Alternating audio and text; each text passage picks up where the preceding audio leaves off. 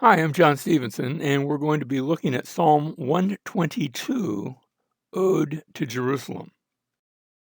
We start off with the superscription, A Song of Ascents, and we've noted that Psalm 120 all the way to 134 are all of these songs of ascent. This one adds of David, so that's our superscription. And these songs are very often going to have the idea of traveling on a pilgrimage to Jerusalem, and that's the case here. Look at the way it starts, verse 1. I was glad when they said to me, let us go to the house of the Lord. So yes, they're going to Jerusalem, but more specifically, the reason they're going to Jerusalem is because this is where God's house has been made. Now, if David wrote the song, the temple wasn't there yet. It wouldn't be there until Solomon's day. Maybe he's looking forward to it, or maybe it's named for David.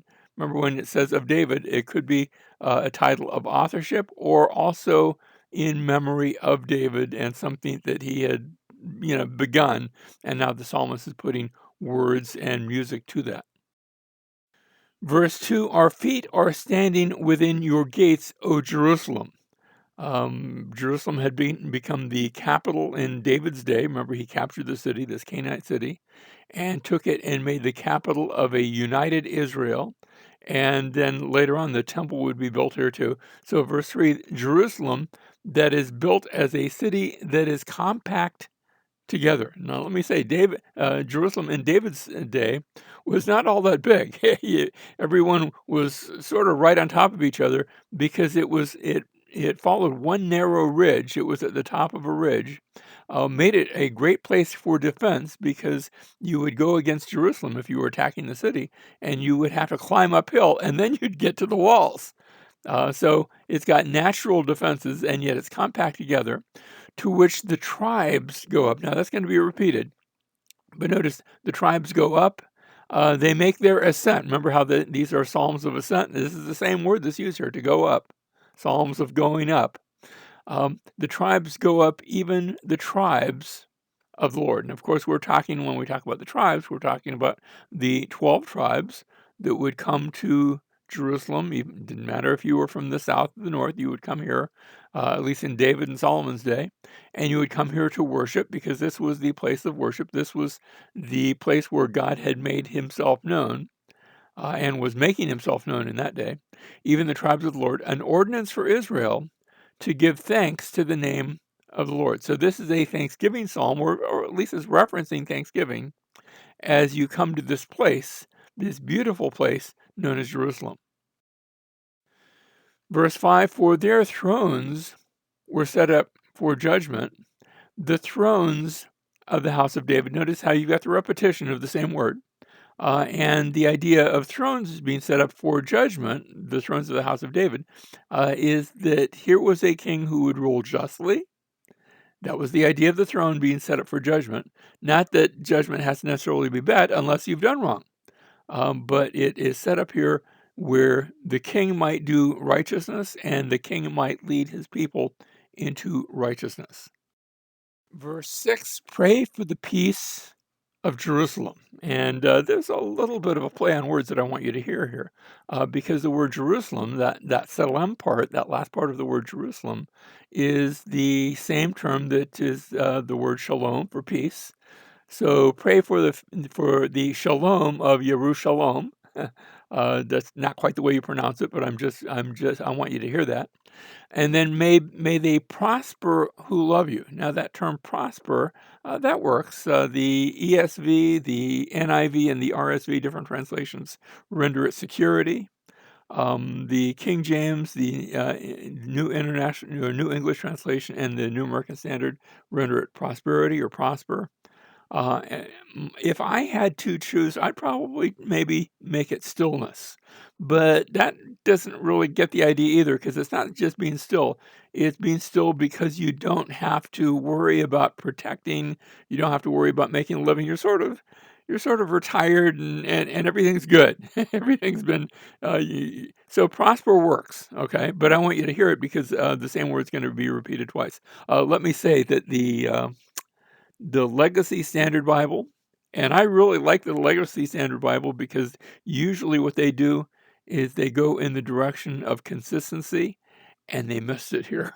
They translated it prosper in one place and secure in another, and that's just two verses apart. And I said, "Come on, guys, you were doing so well." But hey, that's just the nature of translation. So we continue. Notice we had a reference to peace, and again, may peace be within your walls. It's a prayer for Jerusalem. He told them to pray, and now he's giving that prayer. May they prosper who love you. May peace be within your walls. And here's our same word, prosperity or security or stillness within your palaces. And notice how peace and prosperity, to peace and to prosper, are seen as essentially they're sort of synonyms. Where in synonymous parallelism, you say it and then you say it the same thing with different words. Well, here they repeated the refrain: peace and prosperity, peace and security, however you want to translate it, peace and stillness. Um, but they're essentially meaning the same thing. In fact, one translation rendered the word prosper, rendered it peace. But then they had to go back and find another word for pray for the shalom, and I think they rendered that well-being. And again, that's okay. That it all works. Verse 8, and with verses 8 and 9, we come to the end of the short little psalm.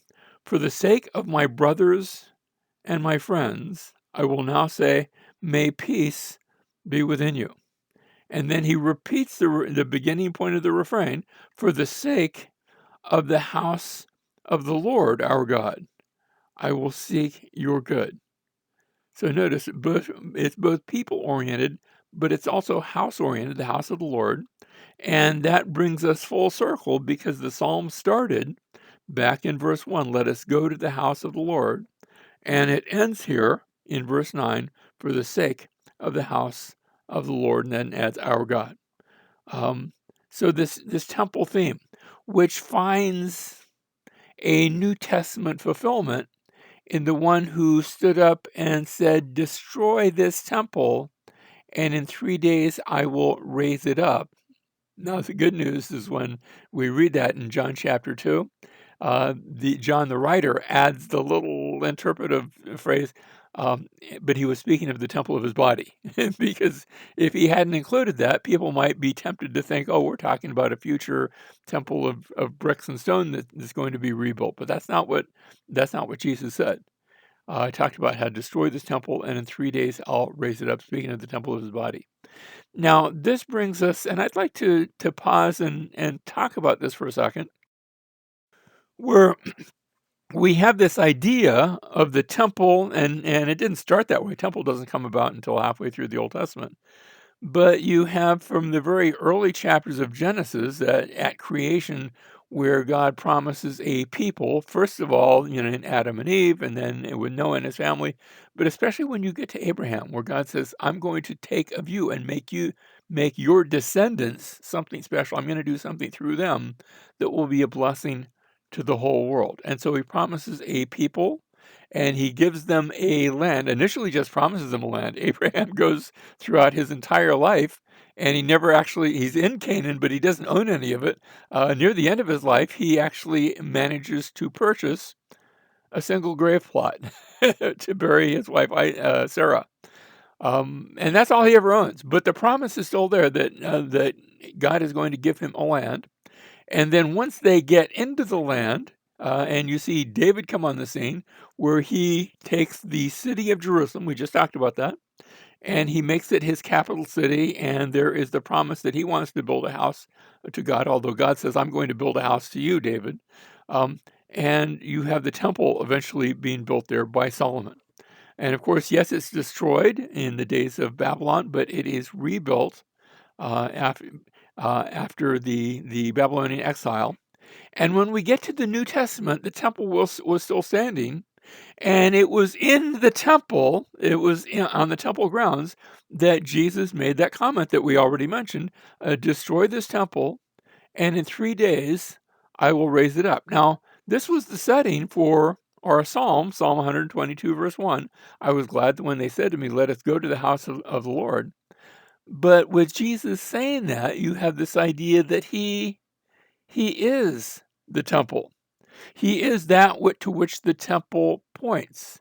And so when you look at the one who came, his death, burial, and resurrection, you find out that he commissions his disciples to go out and make disciples of all the nations, of all the people.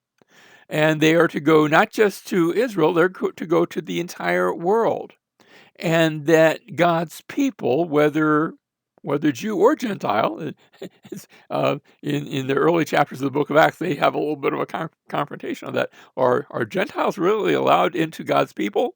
And and I sometimes I joke that they've been regretting it ever since.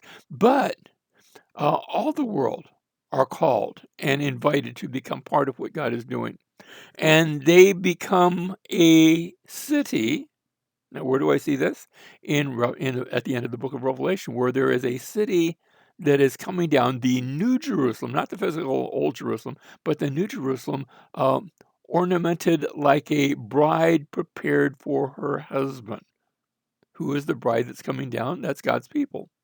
And you go through that description of the New Jerusalem, and you say, "Whoa, wait a minute, where's the temple?" And you find out there is no temple there because the entire city is the temple. Just as Jesus described himself as a temple, so he describes his people also as a temple that is being built up. And so we can say in closing with the psalmist, as we look at that recreation that God is accomplishing, for the sake of the house of the Lord our God, I will seek your good. Now, how does that relate back to the Old Jerusalem? Well, the Old Jerusalem was a model. It was a model of what God was going to do in Christ. And let me say, I like models. I think they're really great. I used to have a model that was given to me of a car, a Firebird, and I was given to me for my 30th birthday. I thought, well, that's an interesting present. Gold Firebird, and I flipped it over, and on the bottom was taped a key. And as I was looking there with sort of a dumb look on my face, up into the driveway rode an actual life-size Firebird. It was my 30th birthday, and my wife had given me a Firebird. I asked the question. I said, "Who's paying for this?" I found out I was, but that's okay. Um, and and yet I kept the model. Now, that doesn't mean I only kept the model and I ignored the Firebird. We don't want to do that. That'd be silly. But I actually used to keep the Firebird, the model of the Firebird, inside the Firebird. There was a little place on the lower part of the dash where it would fit nicely. And as long as I kept the car, I also kept the model. Now, if I had to choose between them, I would have chosen the car. If you have to choose between them, choose Jesus.